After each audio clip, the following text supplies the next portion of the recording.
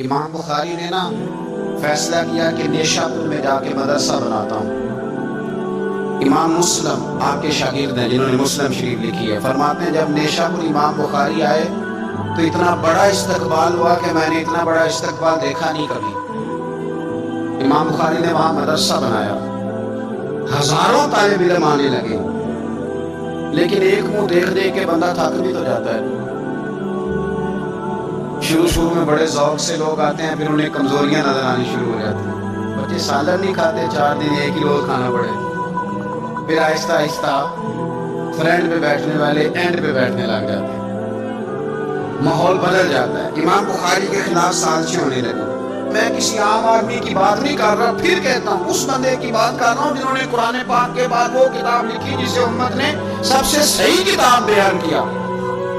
امام بخاری کے خلاف لوگ اتنے ہوئے، بادشاہ کو جا کے شکایتیں لگائیں، اور بادشاہ نے کہا آج کے بعد کوئی بخاری کے مدرسے میں درس میں حدیث پڑھنے نہ جائے۔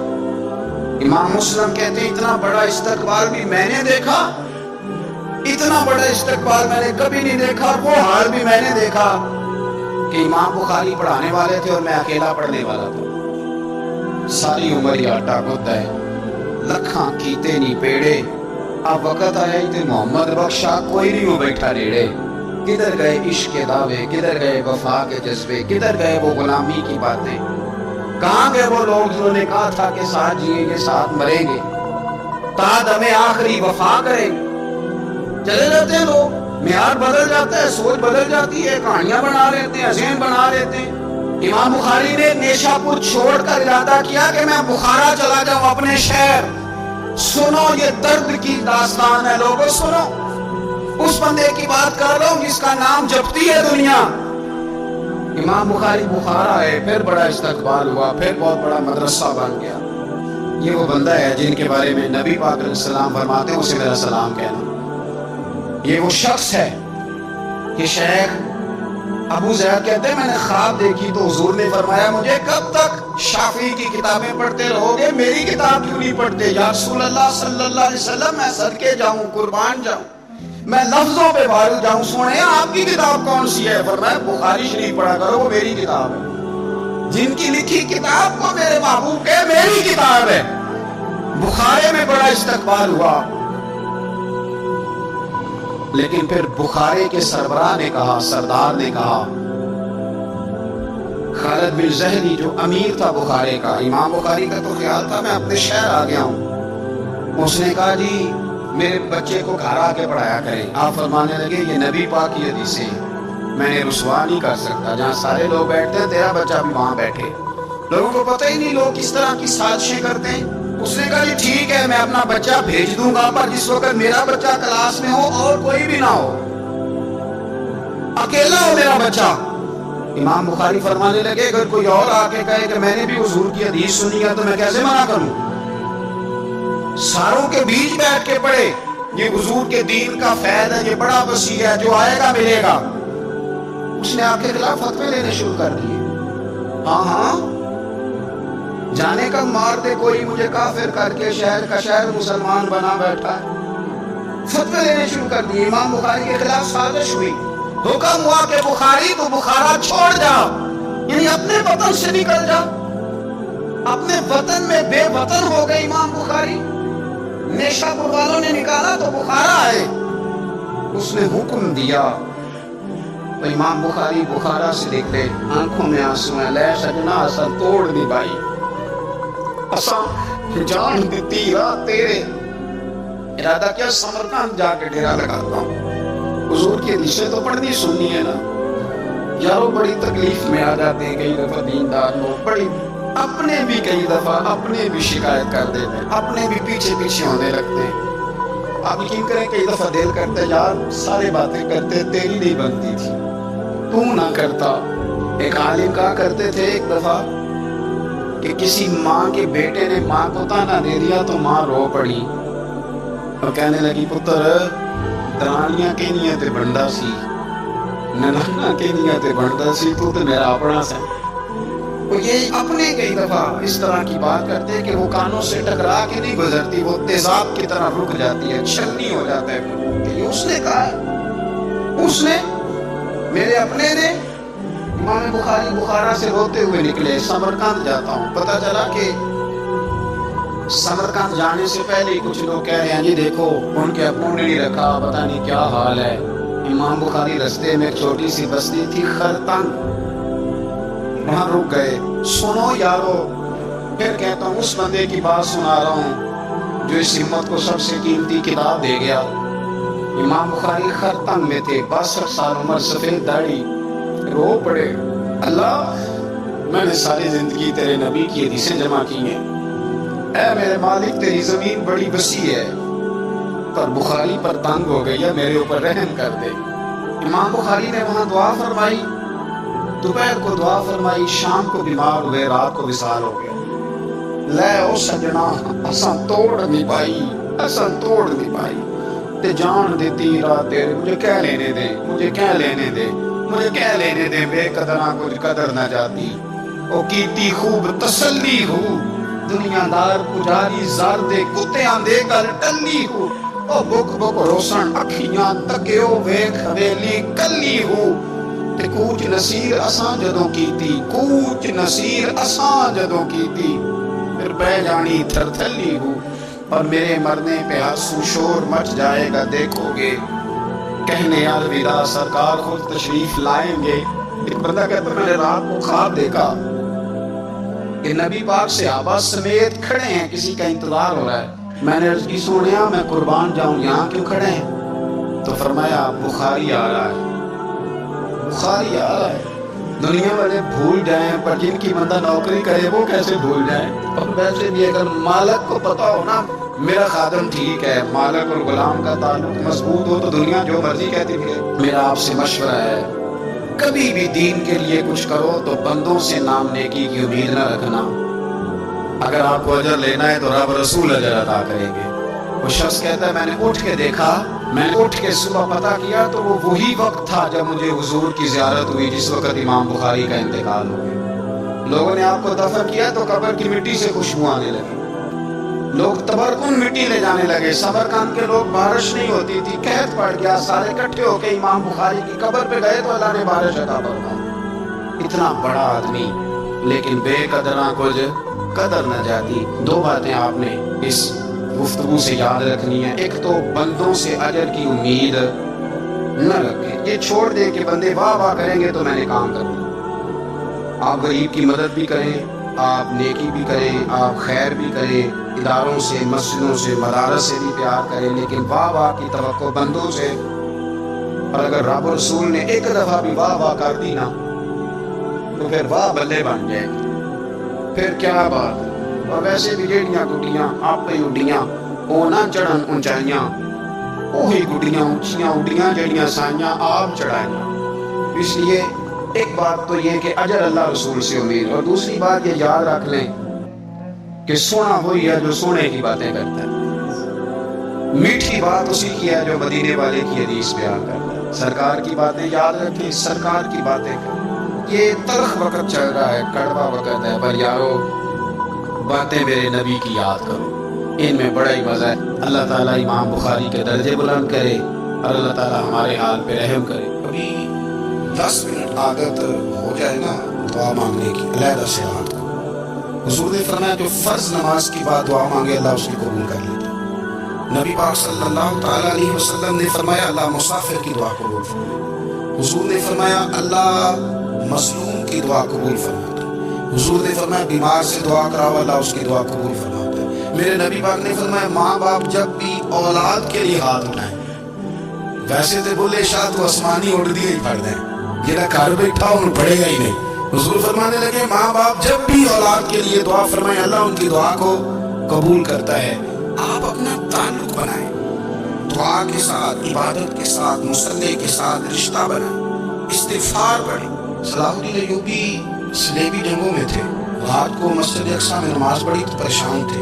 ایک بزرگ سے ملاقات ہوئی تو وہ کہنے لگے کہ آپ بڑے پریشان ہیں۔ کہنے لگے حضور پریشان اس لیے ہوں کہ پہلے ہی مسلمان کمزور ہے، میں نے سنا ہے دشمن کا ایک بحری بیڑا وہ جنگی سامان سے بھرا ہوا آ رہا ہے، اب ان کے پاس اور تلواریں اور نیزے آ جائیں گے، مسلمانوں کے پاس پہلے ہی وسائل کی کمی ہے، پریشان ہو کس طرح کر کے مقابلہ کریں گے؟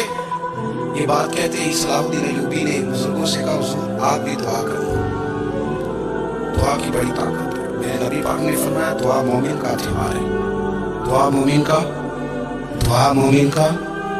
حضور نے فرمایا تقدیر کو سوائے دعا کے کوئی چیز نہیں بدل سکتی، دعا مومن کا ہتھیار ہے، یہ کافر کے پاس کوئی نہیں، یہ ہتھیار ہے مومن کا۔ اللہ کرے آپ کو سمجھ آیا، پھر سنیں کئی بار کہہ چکا ہوں یہ ہتھیار ہے۔ کافر کے مقابلے میں جو تیرے پاس سب سے بڑا ہتھیار ہے وہ دعا ہے۔ دعائیں کرانی چھوڑ دی، کرنی چھوڑ دی، لینی چھوڑ دی۔ حضرت سیدنا انس بن مالک رضی اللہ تعالیٰ عنہ فرمایا کرتے تھے میں نے وہ رنگ دیکھا ہے جب حضور دعا مانگتے تھے اور حضور کی مقدس آنکھوں میں آنسو بھی ساتھ ہی بہا کرتے تھے، میں نے وہ انداز دیکھا۔ تو صلاح الدین ایوبی حضور سے کہنے لگے آپ بھی دعا کیجیے، خود رونے لگے اور سر سجدے میں رکھ کے رونے لگے اور عشاء سے لے کر فجر تک روئے، خوب روئے۔ صبح وہ بزرگ آئے، صلاح الدین ایوبی کا خوبصورت اور ہنستا ہوا چہرہ دیکھا، کہنے لگے آپ بڑے خوش ہیں، رات تو میں نے بڑے روتے ہوئے دیکھا تھا۔ تو کہنے لگے حضور وہ جو بحری بیڑا آ رہا تھا نا وہ پانی میں ڈوب گیا ہے، اب وہ نہیں آ رہا، ابھی خبر آئی ہے تو میں بڑا خوش ہوں۔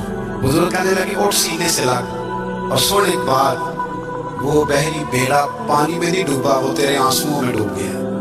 وہ جو تو رات رویا ہے نا رب کریم کی بارگاہ میں تو وہ ڈوب گیا ہے۔ بھائی اپنا مصلے کا، عبادت کا، وظائف کا، اللہ اللہ کا سلسلہ اس کو مضبوط کریں، اپنی دعائیں کے تعلق کو مضبوط کریں۔ دعائیں بڑے انقلاب برپا کر دیتی ہیں۔ ہم تھوڑے تھوڑے نا جب سے خوش ہوئے نا خوش، اور میری تو جماعت ہی صوفیاء کی جماعت تھی، ہم تو داتا علی اجمیری کی جماعت سے، ہم تو خواجہ اجمیری کی جماعت سے، ہم تو شیخ احمد فاروق سرحدی کی جماعت سے، ہم تو صوفیاء کی جماعت۔ ہماری جماعت نے بھی وہ تعلق جو ہمارے بزرگوں نے بنایا تھا۔ بزرگ اللہ کے قریب کیسے جاتا ہے؟ ہمارے یہاں بہت سارے لوگ کہتے ہیں جی نظر ہو گئی تو کام ہو گیا۔ بھائی جو بخاری مسلم میں طریقہ ہے نا اللہ کا قرب پانے کا وہ تو نفل ہے۔ نبی کریم علیہ السلام نے فرمایا بندہ نفلوں کے ذریعے رب کے قریب جاتا ہے اور اتنا قریب جاتا ہے کہ پھر اللہ اس کی زبان بن جاتا ہے، اللہ اس کی آنکھیں بن جاتا ہے، کان بن جاتا ہے، ہاتھ اور پیر بن جاتا ہے۔ تو یہ تو عبادت ہے، یہ تو اللہ کی بارگاہ کی حاضری ہے جو آپ کو اللہ کے قریب کرے گی۔ نماز کو اہمیت دے کے ادا کریں، نمازیں موبائل بند کر کے ادا کریں۔ لیکن ہاں کچھ لوگ کہتے ہیں مجھے ٹائم نہیں ملتا نماز کا، تو میں کہتا ہوں یہ آپ نے بڑی ضرورت کی بات کی ہے۔ مجھے کو میرا پیر بھائی کہا ہے میرے پاس ٹائم نہیں آپ کو ملنے کا، تو میں کہتا ہوں آج کے بعد آنا ہی۔ تم کیا سمجھتا ہے تو وہ بڑا آدمی ہے تیرے پر ٹائم نہیں ہے، ہمیں ملنے کا ٹائم موت کا؟ آپ نے اللہ رسول کو کہہ دیا ٹائم، اور عجیب فلسفہ ہے نا۔ کہا جائے نماز پڑھنے آؤ تو کہتے ہیں کپڑے ٹھیک نہیں، اور کہا جائے کہ آؤ ذرا دعوت میں چلے تو کہتے ہیں ایک منٹ ٹھہر میں کپڑے بدل کے آیا۔ نماز کے لیے کہا تو کہتے ٹھیک نہیں، دعوت کے لیے کہا تو کہتے میں ذرا تیاری کر لوں، یوں جانا مناسب نہیں۔ ٹھیک نہیں، رب تو فرماتا ہے کہ جب تو مسجد میں آ تو زینت اختیار کر کے آ، خوب ذوق سے دعا مانگے، خوب شوق سے نماز پڑھیں، خوب استغفار کا مزاج بنائیں۔ آپ لوگوں کے بیچ رہ کے سکھ حاصل کرنا چاہتے ہیں، لیکن آپ کو پتہ ہے کئی مہینے غار حرا میں رہنا بھی مدینے والے محبوب کا طریقہ ہے۔ ہر سال اعتکاف بیٹھنا الگ سے یہ بھی حضور کا طریقہ ہے۔ مسجد نبی کے اندر دروازہ کھلتا تھا نبی کریم کا، پر گھر کے اندر نفل پڑھے نبی، اور حضور فرماتے ہیں کچھ نفل نماز گھر میں بھی پڑھا کرو، گھر کو قبرستان نہ بناؤ، ہمارا گھر اللہ کے ذکر سے آباد ہوگا۔ ہمارے ہاں انسان چونکہ انسانوں سے مل کے زندگی گزارتا ہے، اور اللہ تعالیٰ نے انسانوں کو درجوں کے تعلق سے فضیلت بھی عطا فرمائی ہے۔ کسی کو بیٹا بنایا ہے تو کسی کو باپ بنایا ہے، کسی کو چھوٹا بھائی بنایا ہے تو کسی کو بڑا بھائی بنایا ہے۔ اللہ تبارک و تعالیٰ نے درجوں کے تعلق سے فضیلت دی، استاد بنا دیے، بزرگ بنا دیے، عالم بنا دیے، اللہ نے فضیلت دی۔ ایک فضیلت وہ ہے جو اللہ نے دی، اور کچھ خیال لوگوں کا اپنا ہے کہ مجھے فضیلت ملنی چاہیے، میرا اعزاز ہونا چاہیے۔ اس میں پھر یہ ہوتا ہے کہ ایک تو انسان اس ارادے کی بنیاد پر کمزور ہو جاتا ہے، ایسی حرکات بھی کر جاتا ہے جس پر اس کا دل اور اس کا ضمیر اسے ملامت کرتا ہے، لیکن اسے شہرت چاہیے ہوتی ہے، وہ بھاگتا پھرتا ہے۔ کئی دفعہ یوں بھی ہوتا ہے کہ مقصود چونکہ شہرت ہوتی ہے، مقصود چونکہ دنیا داری ہوتی ہے، تو پھر دوسروں کو تکلیف دیتا ہے، زبردستی عزت مانگنا، لوگوں کو تکلیف میں مبتلا کرنا اور خیال کرنا۔ مطلب دو قسم کے داماد ہوتے ہیں، ایک दामाद وہ ہوتا ہے جس کے بارے میں پتہ ہوتا ہے کہ پھڈا بہت زیادہ ڈالتا ہے، چائے بھی لیٹ ملے تو شور کرتا ہے۔ تب وہ سسر جو ہے وہ اپنے بچوں کو اگر کسی موقع پر اس صاحب نے آنا ہو تو بٹھا کر کے پہلے کہہ دیتے ہیں کہ مہربانی کرنا اس شریر کا ذرا خیال رکھنا، 2 دن گزر جائیں بیاہ کے یا کسی اور تقریب کے، ذرا سکون رہے گا، اس کا خیال رکھنا۔ دوسرا جو ہے وہ نفیس آدمی ہے، اس کو کوئی پریشانی نہیں، اس کو پتہ ہے کہ روٹی گھر بھی ملتی ہے، یا میں مہمان آیا تو اب اس کے رشتہ دار وہ کہہ رہے ہوتے ہیں کہ اس کی خیر ہے، یہ تکلیف نہیں دیتا۔ اب یہ جو صاحب ہیں یہ کہتے ہیں جناب میں نے ہر چیز کھینچ کے رکھی ہوئی ہے، میں جاتا ہوں تو سب کچھ سیدھا ہو جاتا ہے۔ وہ بھائی آپ کے شر سے بچ رہے ہیں، آپ جو اذیت دیتے ہیں اس سے بچ رہے ہیں، آپ کو عزت نہیں دے رہے۔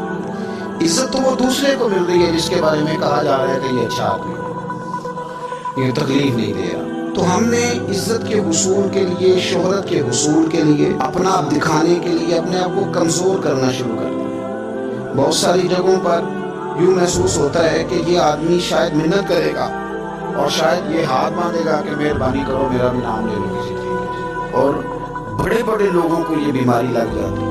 اللہ تعالیٰ نے مالی طور پر، علمی طور پر قوت بخشی ہوئی ہے، اعزاز دیا ہے، لیکن وہ اس خوف کا شکار ہے کہ میری عزت نہیں ہے، 4 بندے میرا نام لے لیتے ہیں۔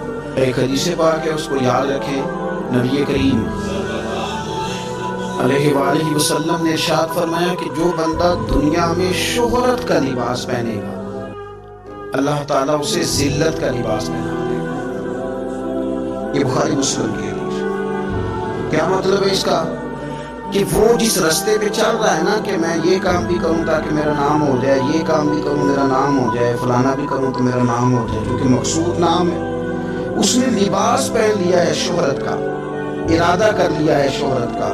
مانا یہ کہ اس نے اپنے اوپر طاری کر لی ہے، جس طرح لباس پورے وجود پہ ڈھانپ لیتا ہے، اس طرح اس نے شہرت ہی شہرت اپنے اوپر طاری کر لی ہے، تو پھر رب اسے رسوا کر دے۔